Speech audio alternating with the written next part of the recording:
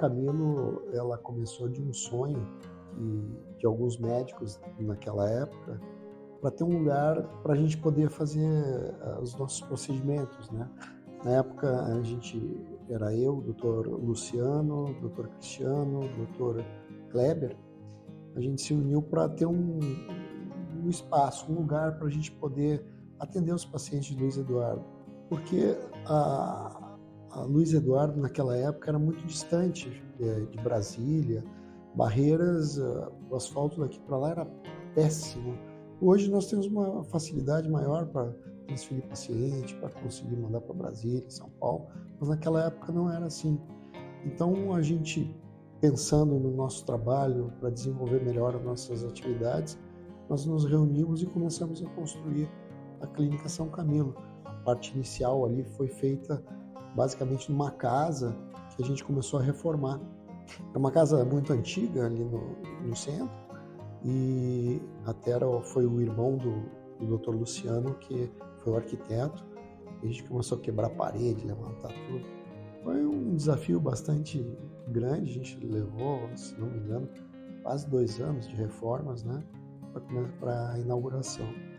E depois começamos a trabalhar e aí vindo mais médicos e tal, até os dias de hoje.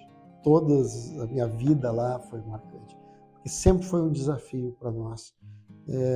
Como tudo era muito precário naquela época, para a gente fazer uma anestesia, uma cirurgia, nós tínhamos uma salinha muito pequena, nossos equipamentos eram bastante precários, e então tudo era uma luta naquela época para a gente. Muitas vezes a gente tinha que sair para buscar sangue, que não tinha sangue, e era foi uma aventura, uma aventura.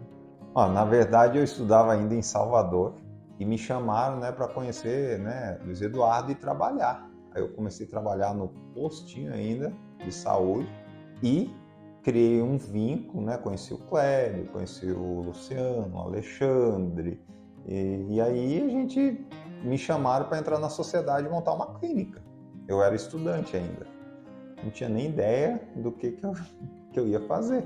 E foi bom, porque eu me formei, a clínica inaugurou até antes de eu chegar em Luiz Eduardo.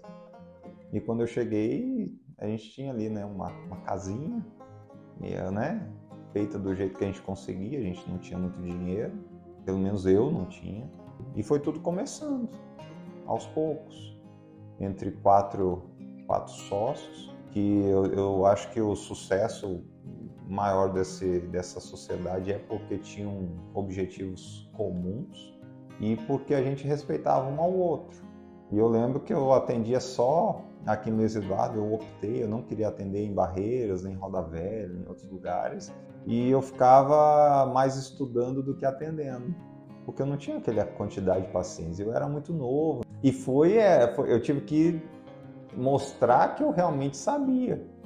E tinha uma retaguarda por trás também, né? Porque tinha um cirurgião bom, tinha o Kleber, de cardiologista, um clínico bom, tinha o Alexandre, então eram médicos mais experientes, então que me ajudariam também. Empreender, né, no interior, a gente não tinha muito recurso, a gente não ganhava tão bem assim, né? E tudo era muito caro, a gente tinha que ter uma quantidade, né? Eram muitos funcionários. Na época já era isso, era uma folha, né? E a gente tinha que fazer aportes. E isso aí a gente olhava, nossa, mas da onde que a gente vai tirar dinheiro para manter, né? Então foram longos anos que a gente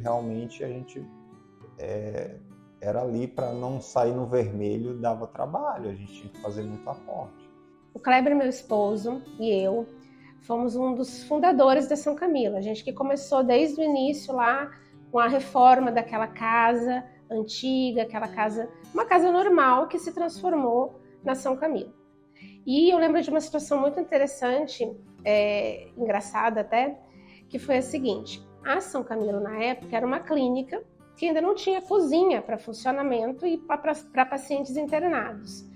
E foi necessário internar um paciente, eu lembro que era um paciente ortopédico na enfermaria, e ele ia ficar uma noite internado. e não tinha cozinha, ou seja, a gente não tinha nenhuma refeição para oferecer para esse paciente. E eu e a Cibele, que era administradora na época da São Camilo, fomos para casa e fomos cozinhar e fazer uma sopa para oferecer de jantar para esse paciente. Então, a primeira refeição da São Camilo, quem fez fui eu e a Cibele. E aí, no outro dia também, a gente teve que comprar o pão para o café da manhã. Ele já ia embora no outro dia, mas a gente também tinha que oferecer o café da manhã. Então, teve que oferecer um café da manhã, uma fruta para ele. Então, eu falo isso até com orgulho, porque faz parte da história mesmo. Isso já tem 20 anos. E a gente que participou de tudo, desde a primeira reforma, de escolher piso, escolher vaso sanitário, escolher pia, tudo isso a gente fez parte dessa primeira reforma, desse início da caminhada da Rede São Camilo. E a gente tem muito orgulho disso. A São Camilo nasceu junto com o Luiz Eduardo Magalhães, né? A gente chegou aqui logo que o município se emancipou, existia uma carência muito grande de serviços de saúde, né? Tanto na rede privada quanto na rede pública. A cidade sempre cresceu mais do que as unidades de saúde conseguiam se desenvolver, digamos assim. Então, um grupo de médicos que tinham feito a sua faculdade, a sua residência médica, se juntaram e resolveram, então, criar a Clínica São Camilo. Então, a gente começou com uma estrutura bem pequena, humilde, né? Mas conseguindo agregar bons especialistas, né? Então, desde o começo, a gente foi absorvendo os médicos que chegavam na região, a gente foi convidando novos profissionais de outras regiões para se juntar ao time da São Camilo. Esse foi o início, lá atrás. Logicamente, a cidade foi crescendo, né? Luiz Eduardo é uma cidade que cresce muito. E a gente sentiu a necessidade de que tudo deveria ser modernizado. Então, começamos as ampliações, adquirir novos equipamentos, o tomógrafo. Isso logo propiciou a chegada de médicos radiologistas, né? Conseguimos montar um laboratório que funcionasse 24 horas.